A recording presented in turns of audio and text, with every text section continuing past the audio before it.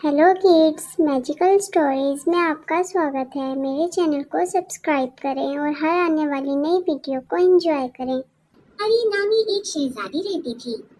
इसका दायरा जिसे एथरी के नाम से जाना जाता है एक हैरत अंगेज जगह थी जहाँ आसमान मुसलसल रंगों की टेपेस्ट्री था और हवा गैर मुल्की परिंदों के गानों से भरी हुई थी। एथेरी हम आहंगी पर परवान चढ़ा और उसके लोग अमन से रहते थे, अपने तैरते बागात और क्रिस्टल साफ झीलों की देखभाल करते थे। शहजादी आर्या किसी दूसरी शहजादी की तरह नहीं थी। इसके बालों के साथ सुबह के सूरज और आंखों का रंग जो नीले आसमान की अक्कासी करता है। इसके पास एक नादिर तोहफा था, हवा के साथ बातचीत करने की सलाहियत। वो पैगामात ले जाने के लिए हल्की हल्की हवाओं को तलब कर सकती थी या खतरे से बचने के लिए ताकतवर झोंके बना सकती थी। आसमान के साथ इसके बंधन ने उसे अपनी तमाम रियाया का महबूब बना दिया।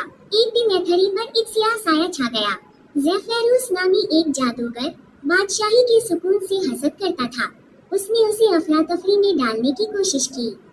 उसने एक खौफनाक तूफान बर्पा किया जिसने एथेरी को आसमान से फाड़कर नीचे जमीन पर भेजने का खतरा पैदा किया। अपने घर को बचाने के लिए परअज़म आर्या ने समझदार बुजुर्ग एरून से मशवरा तलब किया। इसने इंकिशाफ किया कि टेम्पीसेट पहाड़ों के दिल में छुपा हवा सिर्फ अफसानी स्काई पर ही तूफान को पुरसुकून कर सकता है।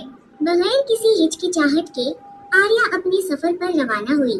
इसके साथ इसके वफादार सरपरस्त स्काई नामी एक शानदार गरीफन। टेम्पीसेट पहाड़ों का रास्ता खतरात से भरा हुआ था। आर्या को तेज हवाओं, गद्दार चट्टानों और शदीद बिजली का सामना करना पड़ा, लेकिन स्काई की ताकत और हवा के अपने हुक्म के साथ उसने जोर दिया। रास्ते में इसका सामना आसमान की मुख्तलिफ मखलूकात से हुआ। कुछ ने मदद की पेशकश की जबकि दूसरों ने उसकी तरक्की में रुकावट डालने की कोशिश की।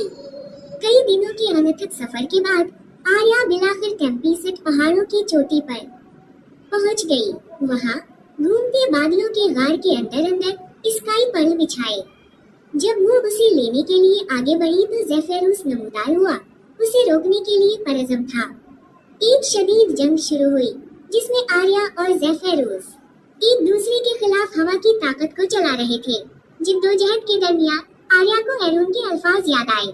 हुआ कि असल ताकत इसकी ताकत में नहीं बल्कि तवाज़ुन लाने की सलाहियत में है।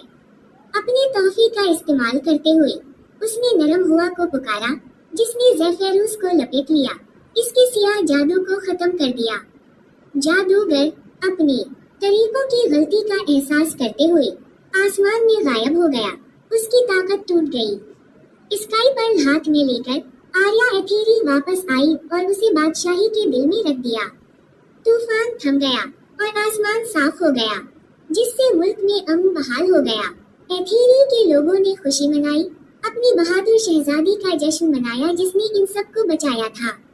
शहजादी आर्या हिकमत और शफकत के साथ हुकूमत करती रही। आसमान के साथ उसका रिश्ता हमेशा मजबूत रहा और यूं एथेरी फली फूली। बादलों में हम आहंगी की एक चमकती हुई रोशनी जिसकी रहनुमाई आसमानी शहजादी के नरम हाथ से हुई।